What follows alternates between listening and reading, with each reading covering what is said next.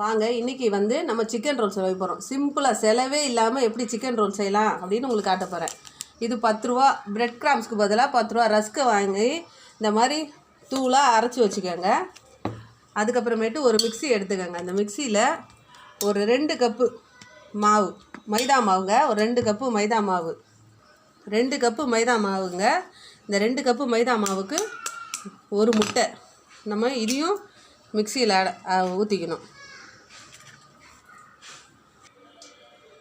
பாருங்கள், 2 கப்பு மைதா மாவுக்கு ஒரு முட்டை போதும். இது கூட நம்ம ஒரு கிளாஸ் அளவுக்கு தண்ணி, 1 கிளாஸ் அளவுக்கு ஊற்றினா போதும். இதை ஊற்றி நம்ம மிக்சியில் அடித்து வச்சுக்க போகிறோம். இப்போ பாருங்கள், நம்ம மாவு அரைச்சிட்டோம். நம்ம மாவு கஷ்டப்பட்டு கை வலிக்க சப்பாத்தி மாதிரிலாம் பிசைய போகிறது இல்லைங்க. ஈஸியாக உங்களுக்கு ஈஸியாக செஞ்சு காட்டுறேன். இப்போ நம்ம மாவை அரைச்சி வச்சிட்டோம். இப்போ என்ன செய்யலாம்னு உங்களுக்கு காட்டுறாங்க. மாவு பாருங்கள், இந்த மாதிரி தோசை பாவு பதத்தில் நம்ம அரைச்சி வச்சுக்கணும். அதுக்கப்புறமேட்டு ஸ்டஃபிங் பண்ணுறதுக்கு சிக்கனை குட்டி குட்டி பீஸாக, நான் வெங்காயம்லாம் போடலைங்க, வேக வச்ச அதை சிக்கனை தான் வச்சுருக்கேன், ஃப்ரை பண்ண சிக்கன் தான். இப்போ வாங்க செய்யலாம். இப்போ பாருங்கள், நம்ம தோசைக்கல்லில் எப்படி ஊற்றி தோசை சுடுறோமோ அதே மாதிரி தாங்க மெலிசாக இப்படி சுட்டுக்கணும். மைதா மாவு சீக்கிரம் வெந்துடும், அதனால் லேசாக சைடில் சுற்றின உடனே நம்ம திருப்பி போட்டுடலாம்.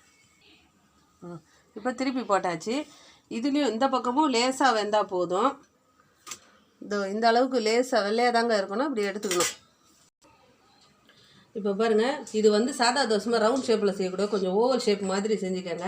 இப்போ நம்ம மாவு அரைச்சோம்ல, அந்த முட்டையும் மைதா மாவும் அதை நம்ம இதில் எல்லாத்துலேயும் இப்படி தேய்க்கணும், ஸ்ப்ரெட் பண்ணி விடணும். கொஞ்சம் காமிச்சா போதும், ஃபுல்லாக காட்டாது. பாருங்கள், இது வந்து ஒட்டிடும், அதனால் நம்ம இது ஃபுல்லாக இப்படி தடவி விட்டுக்கணும். தடவி விட்டுட்டு நம்ம இது வந்து சிக்கன் 65ங்க, அதை கட் பண்ணி வச்சுருக்கேன். வெங்காயம்லாம் போடலை, சிம்பிளாக அப்படியே செய்யணும். இதை வச்சு நான் எப்படி மடிக்கிறேன் பாருங்கள், இந்த மாதிரியே மடிங்க. இப்படி ஒரு 2 ரோல் மடிச்சுட்டு அப்புறம் இதை இப்படி மடிக்கணும், இப்படி மடிக்கணும்.